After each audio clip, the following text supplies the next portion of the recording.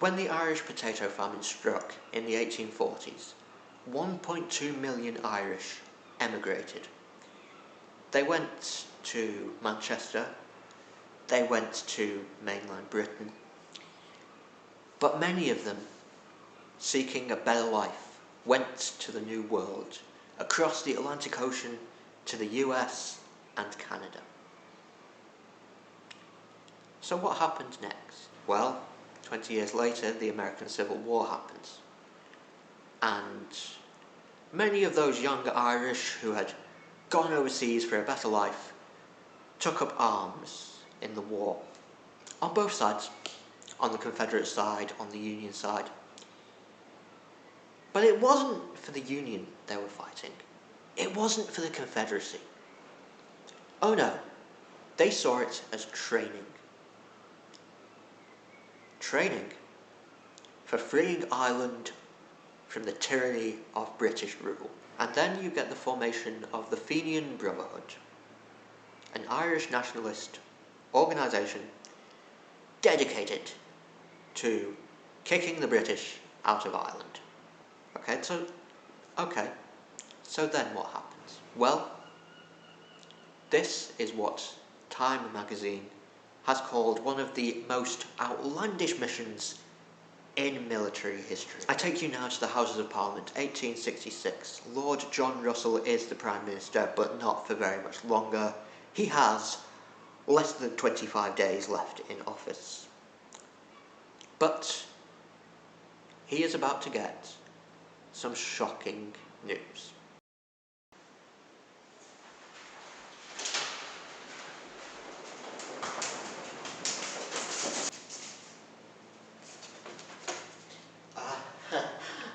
Sir?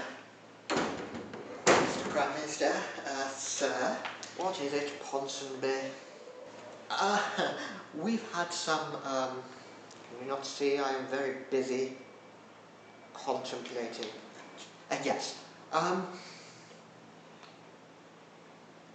sorry to say it, sir, but, the Irish have invaded Canada. You fucking what, mate? I'd love to say this was the first time that the Fenian Brotherhood, the Irish, had tried to invade Canada. But no, the idea had first been proposed in 1848. Most people thought it was ridiculous. Most people thought it would end in disaster. American supporters, the Americans especially, didn't want another war with the British. Especially after the Civil War, they really didn't want another war with the British. They were rebuilding, they were recovering from the Civil War in 1866. But, it was not the first time that the Irish had tried to invade Canada. The previous force of 700 Fenians had got as far as Passamaquoddy Bay in Maine before the British Navy showed up. They didn't even make it to Canada. Everyone knew this was coming, and for months beforehand, the Times had been fear-mongering as though they were the Daily Mail. In March, they published this. Great excitement prevails in Canada on the subject of an anticipated Fenian invasion, and extensive military preparations are being made throughout the country. And then, on the day they reported the invasion of Canada, all the gory details, they included, separately, this fear-mongery dispatch from the front lines.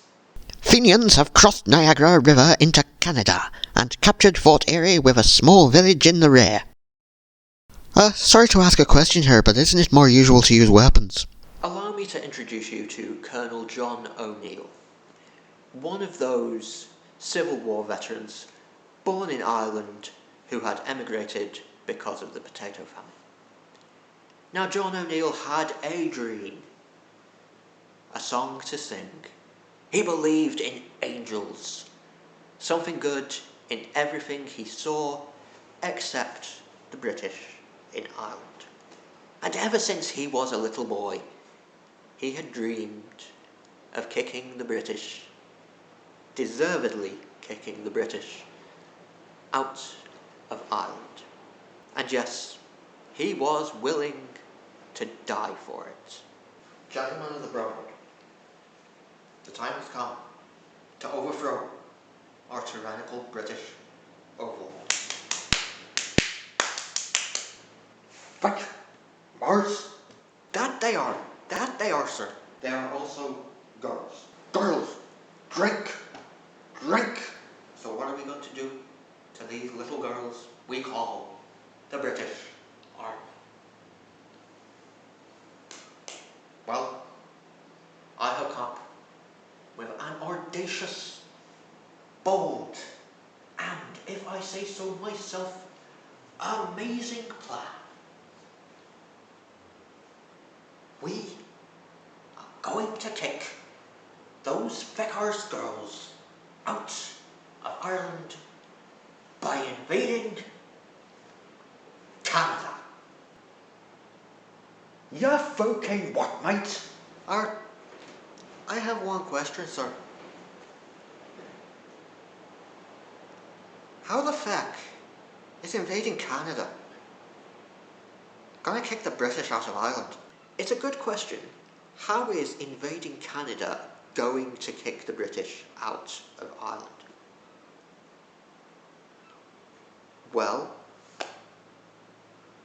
it would seriously irritate the British if they lost the Canadian colony.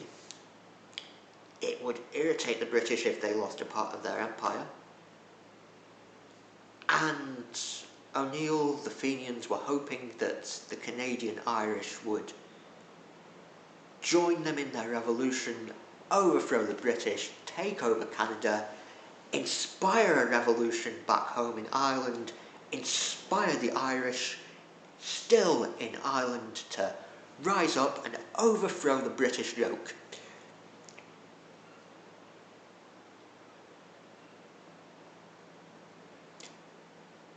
Well, as it turned out, the Canadian Irish, they didn't rise up.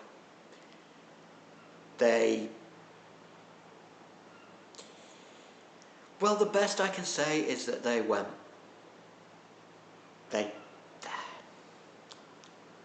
shrugged. So, on the 31st of May, 1866, O'Neill and the Fenian Brotherhood, 600 men, armed with weapons, sold to them by the US government, who, remember, did not want a war with Britain, crossed the Niagara into Canada and took Fort Erie.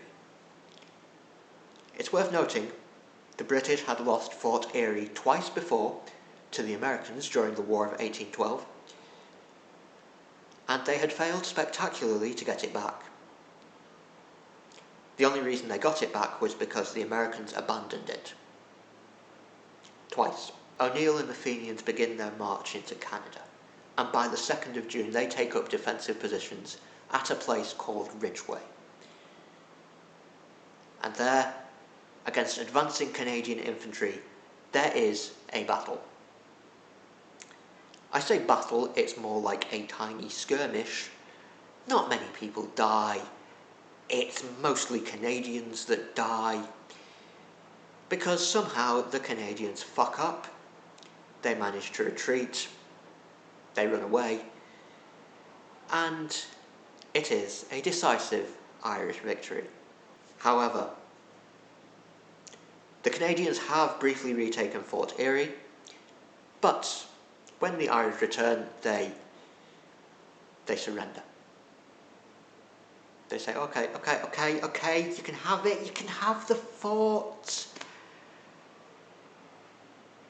The Canadians don't come out of this well. They don't come out of this well at all. The Canadian infantry stationed around Fort Erie, around the Niagara area, even though everybody has been knowing this has been coming for months, they are taken completely by surprise. and it allows O'Neill and his men to make minimal advances, have small successes punching a hole into Canada. The Irish have done really, really well here. They have, within a few days, gotten a very small foothold into Canada. But there are two problems. The larger Canadian army has mobilised. They are coming. A force of 5,000 men is barreling down on Fort Erie. The other problem is that the Americans have now blocked the Niagara. Because remember, they don't want a war with the British. They don't want to be seen to be supporting this Irish invasion of Canada, so what they have done is cut off the supply lines. So what do? They can either